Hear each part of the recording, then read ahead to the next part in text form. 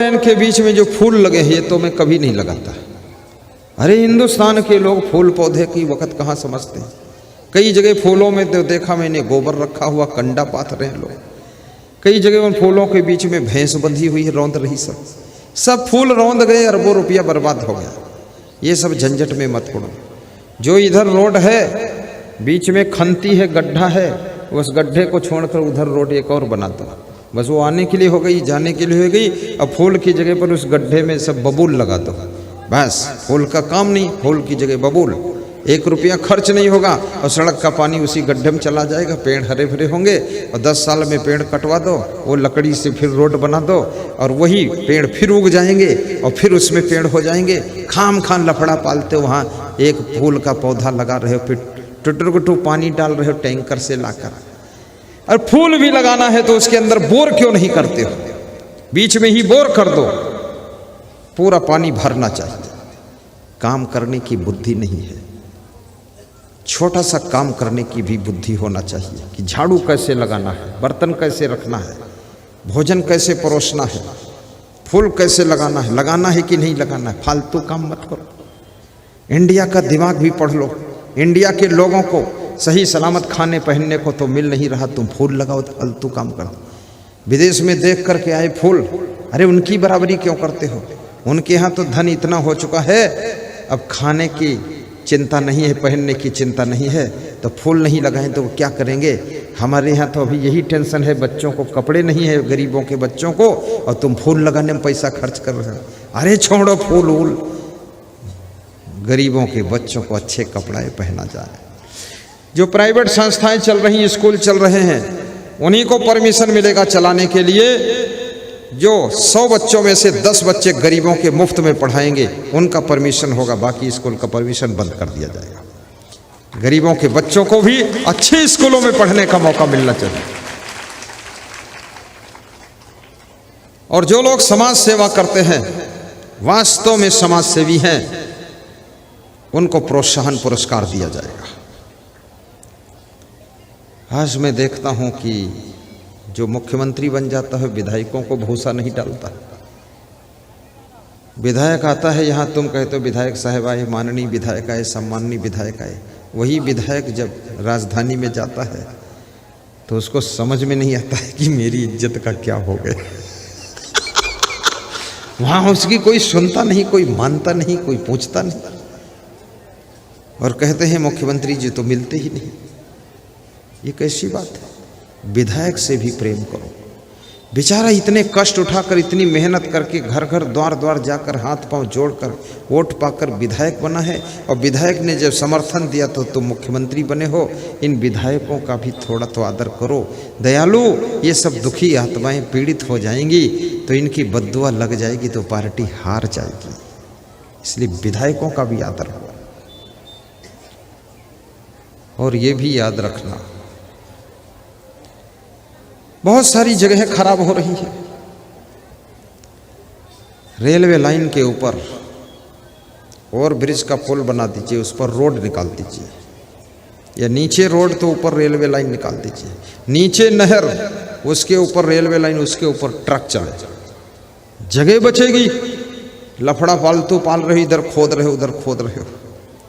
और सारे शहरों में ओवर ब्रिज। मैं तो विदेशों में गया हूं, वहां प्रवचन किया हूं, तो वहां देखा मैंने, कहीं जाम नहीं लगती, कहीं लाल बत्ती चौराहों पर नहीं मिलती, न पुलिस इतनी मिलती है। हमारे देश के अंदर जहां देखो तहां जाम लगती है। मैं राजनेताओं से भी निवेदन करता हूं और मंत्री मिनिस्टरों से भी निवेदन करता हूं, इस देश का नक्शा बदल डालो, इस देश की रोडों को चौड़ी कर दो। यहाँ फूल पौधे लगाओ ना लगाओ, लेकिन रोडों की चौड़ाई बढ़ाओ। 4 लाइन नहीं 8 लाइन बनाओ, 10 लाइन बनाओ, क्योंकि जनसंख्या बहुत ज़्यादा हो रही है। हमारे भारत के लोग प्रेम से यात्रा कर सकें, उनका टाइम बर्बाद ना हो। लेकिन आपको भी बहुत कुछ करना है। अपनी उन्नति अपने आप भी करो। सरकार के भरोसे मत बैठे रहो। ऊंची शिक्षा प्राप्त करो। और ये भी याद रखना, चरित्र को भी अच्छा बनाओ। और अपने घर को घर मत समझो, उसको मंदिर ही समझो। घर में कोई मेहमान आ जाए, देवता समझ करके उसकी सेवा कीजिए। मेहमान को देवता का स्थान दिया गया है, अतिथि देवो भव, इसलिए मेहमान को भी देवता की तरह रहना चाहिए। और देवता के लक्षण क्या होते हैं? तुम देवता के मंदिर में पानी चढ़ा दो या दूध चढ़ा दो, देवता कुछ डिस्टर्ब नहीं करता है। इसलिए मेहमान हो, देवता हो, अतिथि देवो भव हो। अगर चाय कोई पिला दे तो भी खुश रहो, और चाय में चीनी डालना भूल जाए तो भी खुश रहो, और चाय भी न पिलाए पानी पिला दे तो भी खुश रहो, और सोफा सेट पर बिठा दे तो भी खुश रहो, और टूटी खाट पर बिठा दे तो भी खुश रहो, क्योंकि तुम देवता हो। देवता कभी नाखुश नहीं होते हैं, देवता हमेशा खुश रहते हैं। और किसी के यहाँ मेहमान बनो, उसके बाद वहाँ से विदा हो जाओ तो उसकी निंदा बुराई भी मत करो। दूसरी जगह मत कहो कि अरे उसने खिचड़ी खिला दिया, पकौड़ी नहीं खिलाया, ये नहीं खिलाया। अरे खिचड़ी, जब आदमी बीमार होता है तो डॉक्टर खिचड़ी ही खाने को बोलता है। उसने खिचड़ी खिलाई इसलिए है ताकि तुम बीमार ना होना, दवाई के हिसाब से खिलाई है।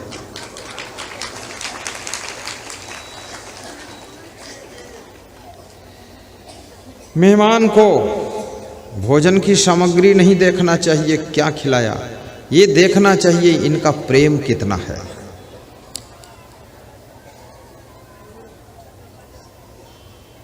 कितना भाव अंदर है। शिवरी ने जब बेर राम को खिलाए थे तो राम ने बेर प्रेम से खा लिए थे। राम ने ये नहीं कहा था कि बेर नहीं, पेड़ा चाहिए, बर्फी चाहिए, चाय चाहिए, कॉफी चाहिए। बेर खाकर राम ने शिवरी को आशीर्वाद दिया था। और जिसके घर में जो मेहमान बनता है, अगर उसकी सेवा सत्कार में वो संतुष्ट होता है तो मेहमान के रूप में समझो भगवान ही आया हुआ है।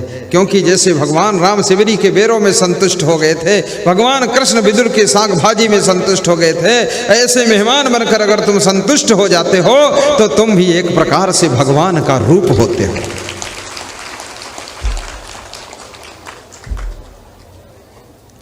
आज मेरे पास में एक सज्जन आए थे, कह रहे थे मृत्यु भोज बंद होना चाहिए। बोले आप भी बोलो इसके ऊपर मृत्यु भोज। तो मैंने कहा मुझे मालूम ही नहीं मृत्यु भोज क्या होता है, क्योंकि जो मर गया वो भोज कैसे कराएगा, जिसकी मृत्यु हो गई। जिंदा है वही तो भोज कराते, तो उसमें बंद करने की क्या जरूरत है। बोले ये बंद होना चाहिए। तो हमने कहा इसमें परेशानी क्या है। बोले किसी के मृत्यु भोज कराने की क्षमता नहीं है तो कर्जे में डूब जाता, कराना पड़ता है।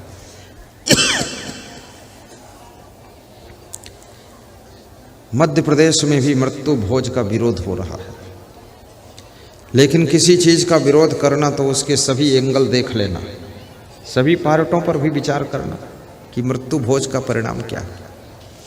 मृत्यु भोज क्यों किया जाता है? जब तुम्हारे घर में किसी विशेष व्यक्ति की मृत्यु हो जाती है, उसके मरने के बाद मृत्यु भोज होता है। और मृत्यु भोज में क्या होता है? आपके रिश्तेदार आते हैं, आपके मिलने वाले आते हैं, आपके प्रेमी गण आते हैं। मृत्यु भोज में कोई दुश्मन थोड़े आते हैं, तुम्हारे खास लोग आते हैं। अब तुम्हारे बाप मर गए हैं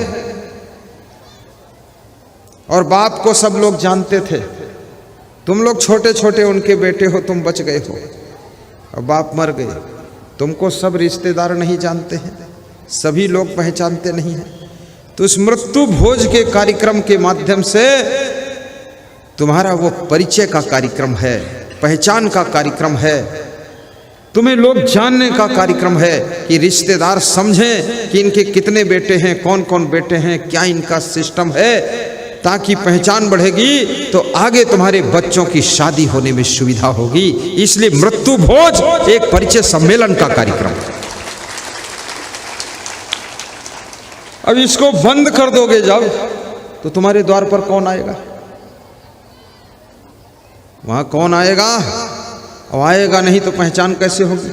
और पहचान परिचय नहीं होगी, प्रभाव नहीं पड़ेगा, तो तुम्हारे आने वाली पीढ़ी के शादी विवाह कैसे होंगे, रिश्ते कैसे जुड़ेंगे। और जो आदमी अपने रिश्तेदारों को खाना नहीं खिला सकता है, भोजन नहीं खिला सकता, इतना कंगाल है। अरे इतना कबाड़ी नाथ क्यों बने हुए हो?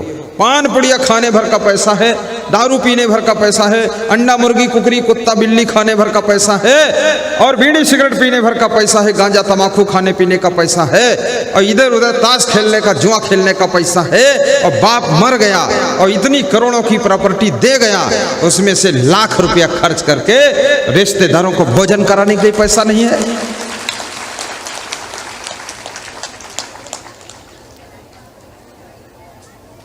चाव से खिलाइए, भाव से खिलाइए। और ये भी याद रखना, जब तुम किसी को भोजन खिलाते हो तो जितने लोग भोजन खाते हैं तुम्हारा अन्न, उनका सबका भाग्य, उनका प्रारब्ध, उनकी शुभकामनाएं तुम्हारे भाग्य में जुड़ जाती है और तुम्हारी उन्नति होती है।